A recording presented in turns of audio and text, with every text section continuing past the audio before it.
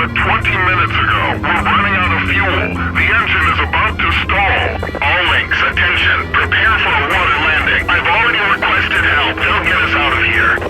We can't do it, Commander. The plane's going down too fast. Lieutenant, it's still here. On the 5th of December, 1945, Flight 19 disappeared without a trace in the sky over the Atlantic Ocean. 300 planes and more than 20 ships took part in the search and rescue operation.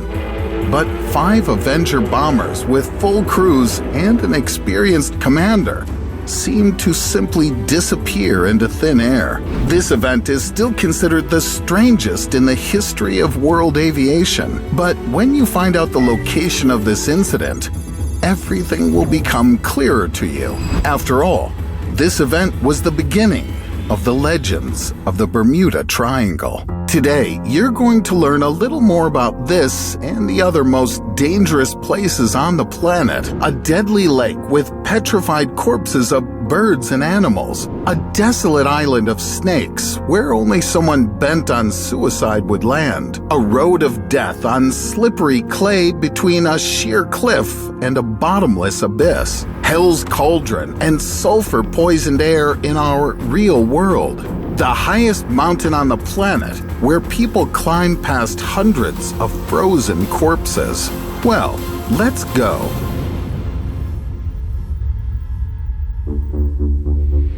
The Bermuda Triangle is located in the Sargasso Sea in the Atlantic Ocean. The facts about it are shocking. The disappearance of about 100 ships in the 20th century alone. Empty ships abandoned by their crews. Planes that disappeared without a trace. Indeed, in the Bermuda Triangle, danger lurks at every turn. Reefs and shoals in the most unexpected places. Methane emissions from the ocean floor. Impenetrable fogs on the border of atmospheric fronts. Currents that carry ships into the unknown. Deadly hurricanes traveling 400 feet per second. Tornadoes generating enormous water columns. Infrasound, which is generated by the ocean and causes panic and waking nightmares among crews. Just one of the natural conditions of the Bermuda Triangle is enough to rid anyone's desire to travel on the Sargasso Sea. It's not for nothing that they spread rumors about it, as if a teleport to a parallel universe is in effect here. But I won't dwell on this, because I personally haven't checked it. Let's move on.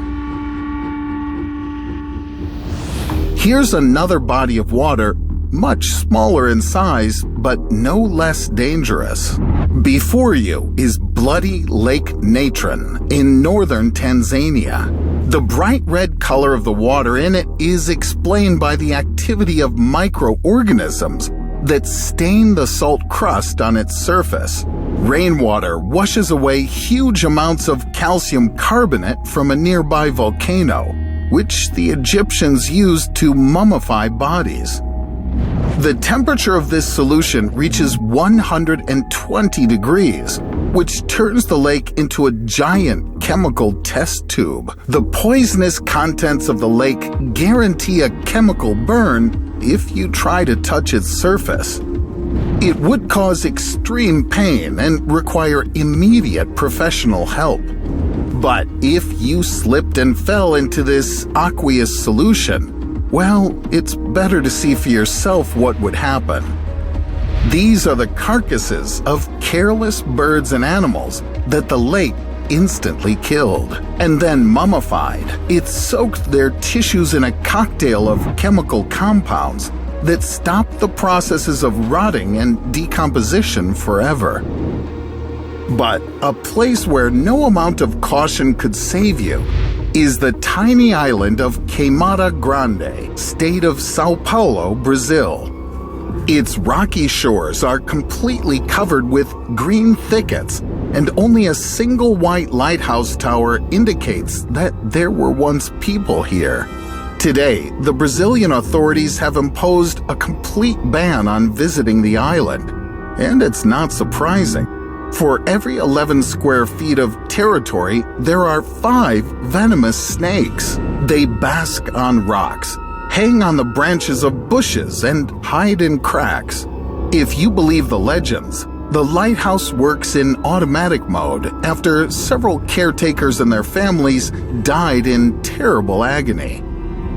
Kamada Grande, the only place in the world inhabited by the Bothrops insularis, or the golden lancehead snake. Its venom causes tissue necrosis, internal bleeding, and kidney failure. The lancehead's venom can dissolve human tissue, and as such, there's no antidote. But even if you're prudent and stay clear of Snake Island, North Yungas Road could serve you a completely unexpected and foolish death. The Road of Death, connecting the Bolivian cities of La Paz and Coroico. In the rainy season, the washed-out clay sticks to the wheels and makes them slide down.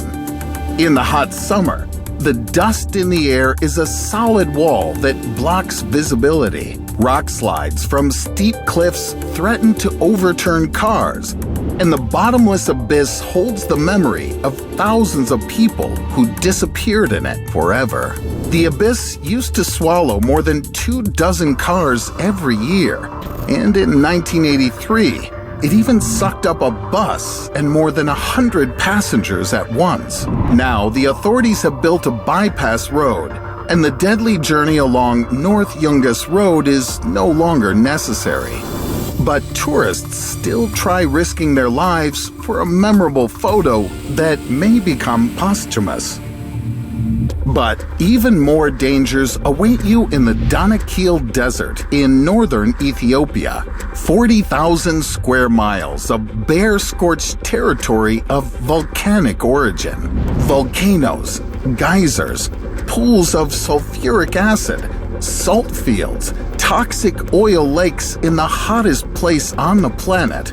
Yes, nature has done its best here. The air temperature in the Donaquel Desert rarely drops below 120 degrees, and the surface temperature warms up to 160. Even staying for a couple of hours in this hell would cause irreparable damage to your health.